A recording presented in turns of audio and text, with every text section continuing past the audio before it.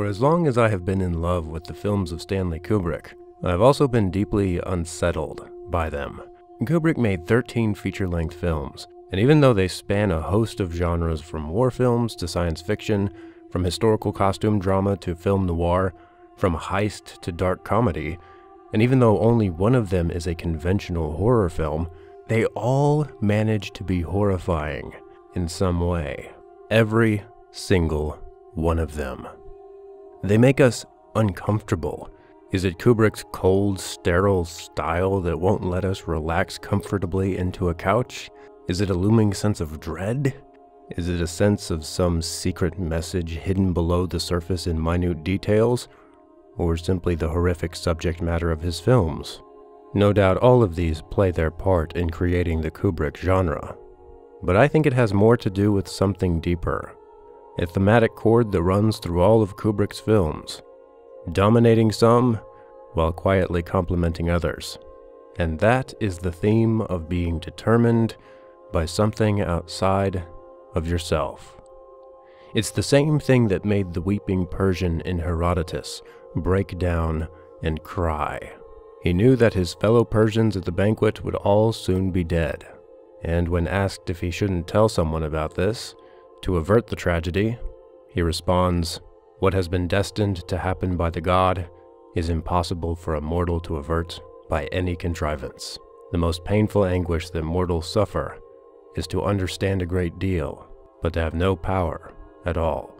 It's this very helplessness that Kubrick explored over 5 decades, in all its various shades, throughout his meticulously crafted films, showing us just how many ways there are in which a human being might be completely helpless, overcome by forces outside of us, having our wills violated. We may laugh, cry, scream, or gape in terror, but we will always succumb. But that's not even the worst part. The most horrifying part of Kubrick's films is not the loss of power, but the loss of self. Not only are Kubrick's films dominated by characters controlling others, being controlled, losing control, and becoming completely helpless, but in the process of being completely determined by things outside their control, Kubrick's characters are often transformed apart from their wills into something other than they were. They lose who they are and become something even they cannot possibly comprehend. It was when I first saw 2001: A Space Odyssey that I began wrestling with these themes and emotions. I can still remember the first time I watched it, and we got to this scene. After the whole ordeal of coming through the Stargate, everything was already really confusing. But now, all of a sudden, we're in some Baroque bedroom without any doors or windows in the middle of space?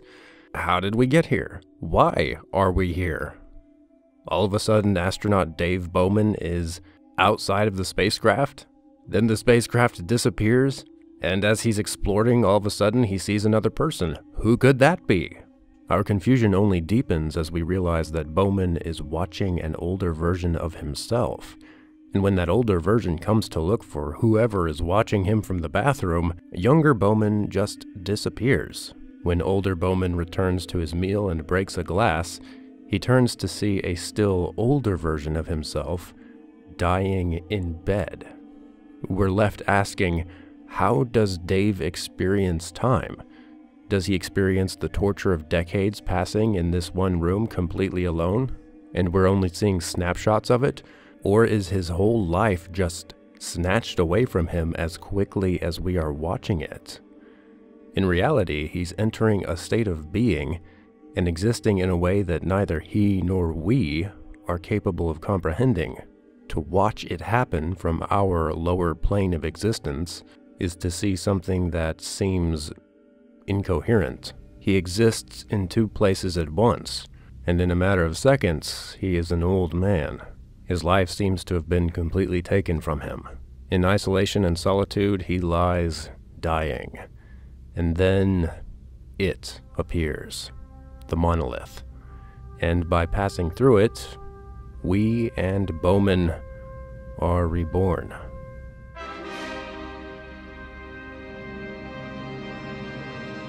Despite the triumphant music, this sequence for me was not grand or happy, adventurous or heroic. The only way to describe it is that it was horrifying in the most optimistic way possible. Because on the one hand, the music was trying to tell me that this was a good thing, an apotheosis of Nietzsche's Übermensch, and that I should feel good. But I didn't feel good. I felt, well, let's see, confusion, then horror of losing your whole life in a matter of seconds, then the horror of being alone in an incomprehensible, illogical prison, and then the horror of becoming something unknown. If anything, the dominant feeling of this sequence is one of loss, not gaining.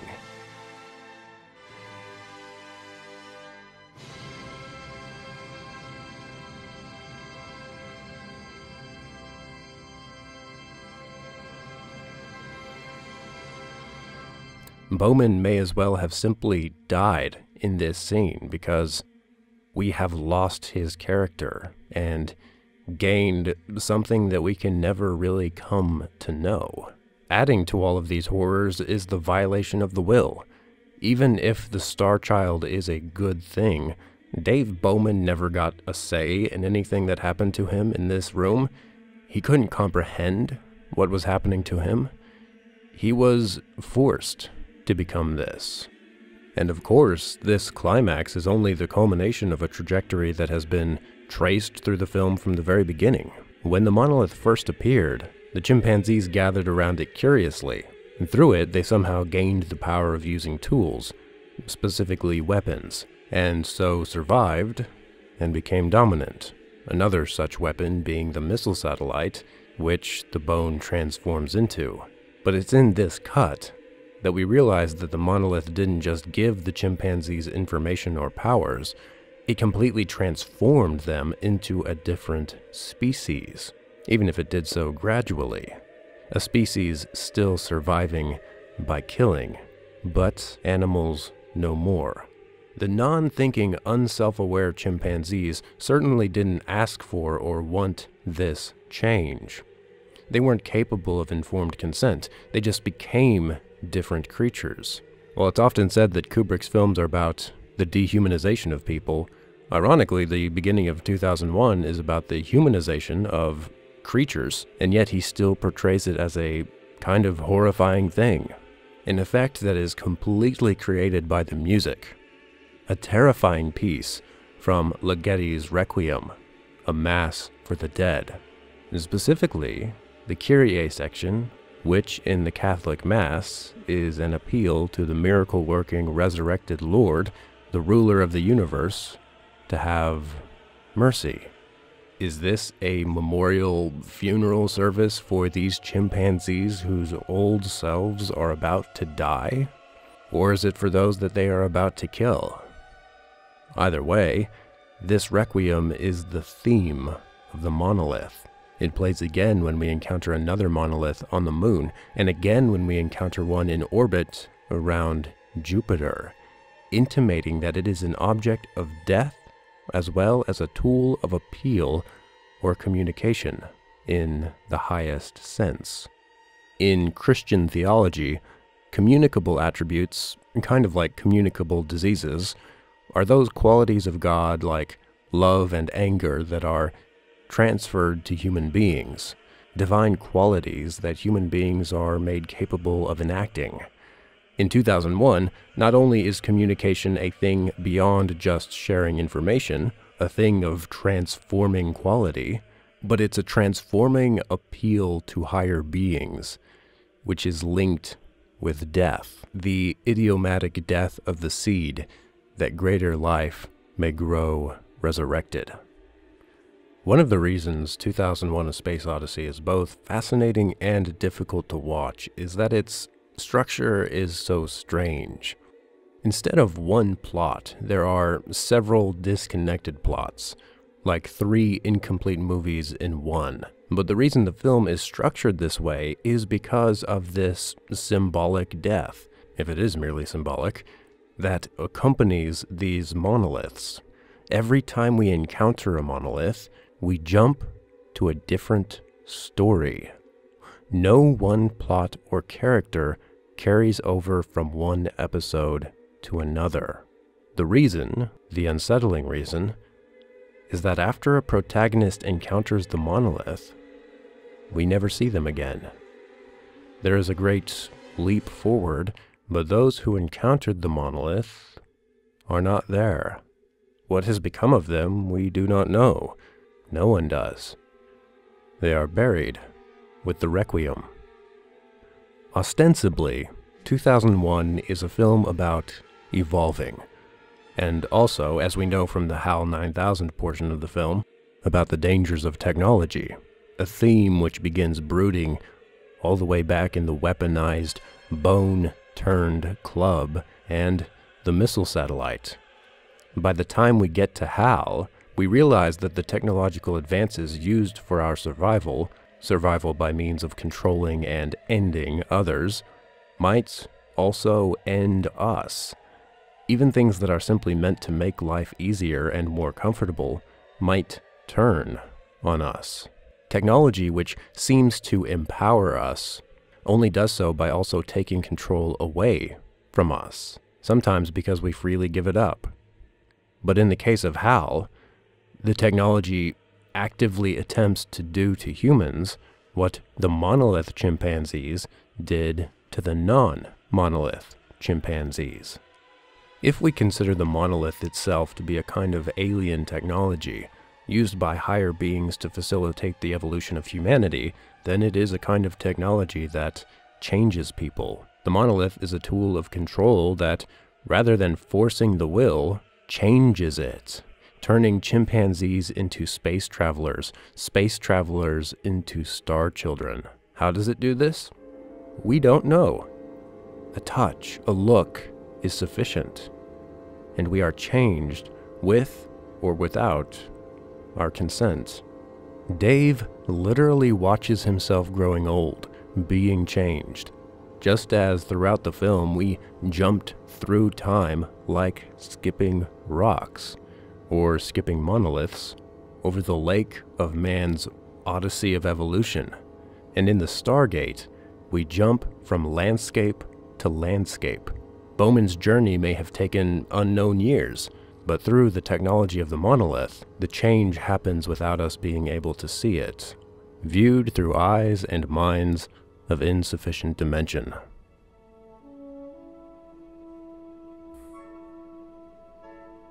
The cyclical motifs of the film develop a theme, from the rotation of the flying bone to crafts in space, the iconic Blue Danube waltz, which on the one hand seems to suggest a one-directional flow, as of the river which it seeks to embody, but in contrast to the equally iconic Also Sprach Zarathustra piece, which seems to go in a single ascending line, Strauss's Blue Danube is also symmetrical and repetitive, like a circle or circles within circles. While the Zarathustra piece seems to want to evolve into Nietzsche's Übermensch in one straight line, the Blue Danube gives us twists and turns and a sense of moving without knowing it. For thousands of years, it was thought that the Earth was still, while the cosmos revolved around it. After all, that's what it feels like. That's what it looks like. When in reality, we, like everything else, are moving, though we can't sense the Earth spinning beneath our feet. Such cyclical changes are at once too gradual and gargantuan to be perceived. In 2001, the change the protagonists undergo is the same, too incremental and massive to be seen. We are not the still point at the center of a moving circle. We are on the circumference, and those on the other end of the rotation seem upside down to us. Thus, these circular spaceships allow Kubrick to play with perspective, visually and thematically.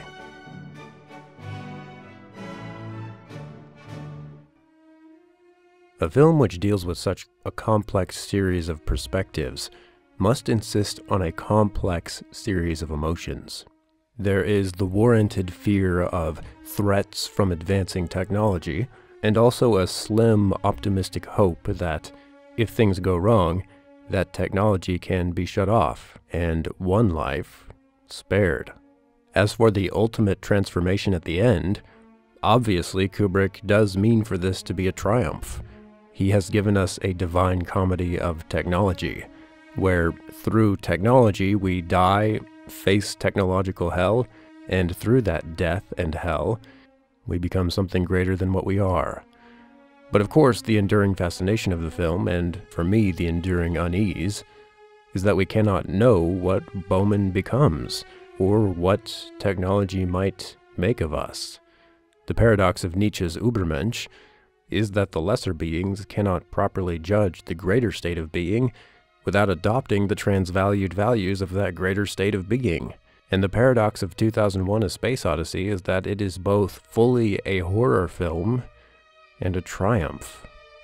Kubrick admitted in an interview that Bowman was basically a human in an alien zoo to be studied, but also transformed into what they want him to be. Both aspects, even the transformation, seem to be degrading, in the sense that the higher beings have to violate the humanity of Bowman's human will and intelligence in order to make him something more than human. If Bowman is an unwitting pawn in the plan of incomprehensible beings, he is at least being queened on the edge of the board of human reality. This in itself should perhaps invoke an emotional odyssey of its own within the audience, a journey into a new realm of what human beings are capable of feeling, inviting us to experience something we've never felt before. Kubrick's Odyssey is our Odyssey.